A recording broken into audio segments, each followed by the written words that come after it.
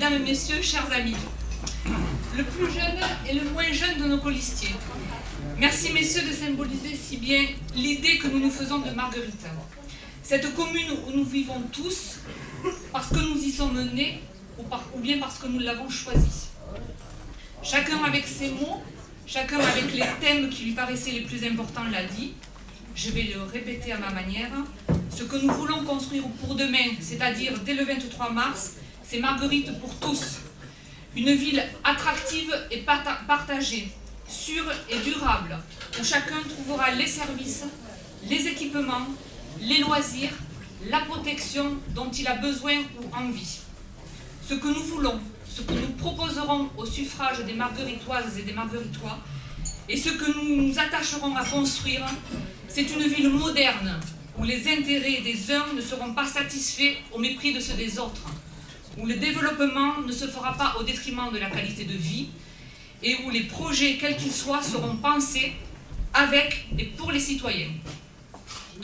Marguerite, aujourd'hui, souffre d'avoir grandi sans cohésion urbaine ni sociale, sans réflexion d'ensemble.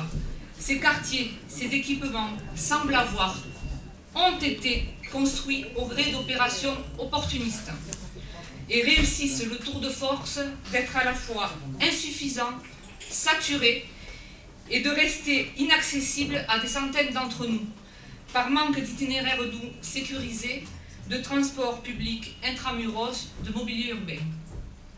Un plan de ville, ce n'est pas une photo aérienne, quelques traits sur une carte tracée par la décision de quelques-uns, les mêmes depuis 25 ans.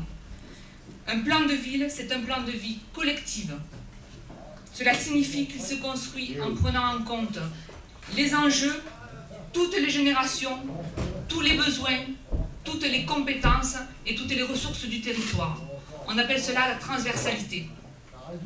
Et c'est pour Marguerite l'espoir d'entrer enfin dans l'ère de sa modernité. Nous n'en pouvons plus. Nous ne voulons plus de ces responsables politiques tout-puissants, établis et qui ne travaillent que dans un seul but, que rien ne change. Alors oui,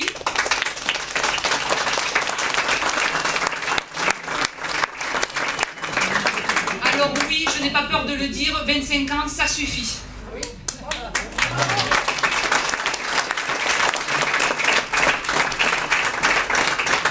Il est temps de faire entrer un peu d'air frais dans la vie de Marguerite. Il est temps d'ouvrir la porte de l'avenir aux idées neuves, aux nouvelles générations. À Renaud, Isabelle et Leïla qui sont avec nous, à tous ceux qui, comme nous, aiment Marguerite, aiment y vivre et croient en sa capacité de devenir la ville dynamique, la ville qui compte dans l'agglo et dans le département.